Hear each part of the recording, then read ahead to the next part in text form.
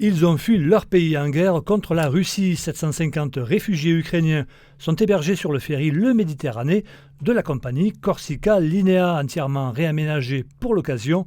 Ils réapprennent à vivre sur le bateau, mais vivent toujours avec l'angoisse de leurs proches restés en Ukraine. Je suis très heureuse d'être ici, sur ce bateau, et je voudrais dire merci, merci beaucoup à la France, à Marseille. Ma ville me manque, ma maison me manque. On a mis le bateau à disposition et c'est une mission maintenant de récupérer tous les réfugiés. Donc nous à la base c'était 1600 parce qu'on a une capacité totale de 1600. Pour l'instant nous sommes juste 750. Mais déjà, c'est une belle gestion, hein, je peux vous assurer, parce qu'au quotidien, c'est 700 personnes au quotidien. Logiquement, nous faisons une traversée d'un point A à un point B, où les passagers ils embarquent, ils débarquent, nous refaisons le bateau propre, on réembarque et on revient.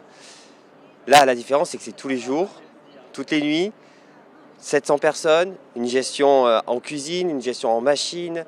Ça nous change, mais on a su s'adapter et ça se passe très très bien. Le premier besoin, je le disais ce matin, c'était d'abord la connexion, avoir une connexion Internet pour garder le contact aussi avec la famille, parce que toutes les familles qui sont ici ont laissé pour la plupart des proches au pays, et donc il y a ce besoin immédiat effectivement de rester en contact avec cette réalité-là. Et puis ensuite, c'est de pouvoir accéder à des droits assez rapidement pour avoir accès à un minimum de ressources, à de l'emploi, à la scolarisation des enfants et à la santé.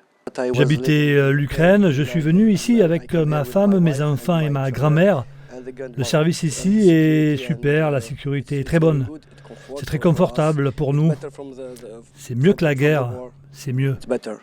C'est vrai qu'habituellement, nous intervenons plutôt en post-événementiel, avec une situation qui est terminée pour eux et qui permet d'enclencher un travail psychique particulier. Là, on est dans une situation particulière où les gens ne sont plus sous les bombes et sont sécurisés sur le plan physique, mais ne le sont pas encore sur le plan psychique parce que leurs proches sont restés au pays, leurs maris sont éventuellement en train de se battre et l'avenir de leur pays reste très incertain.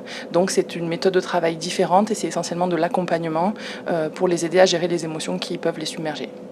Dès le démarrage de cette crise, parce que c'est une crise, on a mis en place un dispositif qu'on appelle un guichet unique d'accueil, qui est effectivement au gymnase Ruffi, qui est mis à disposition par la ville de Marseille, et puis qu'on a armé, entre guillemets, au bon sens du terme, avec des travailleurs sociaux qui accueillent les personnes qui arrivent sur le territoire.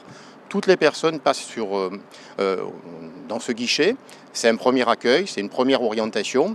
Et en fonction donc, des possibilités, avant qu'on ait le bateau, le navire, on orientait sur des résidences et des structures d'accueil. Et depuis qu'on a le bateau, effectivement, on privilégie l'orientation sur le bateau. Mais c'est un point d'entrée nécessaire parce que ça nous permet d'avoir une lisibilité sur les personnes qui entrent dans le dispositif et puis qui en sortent.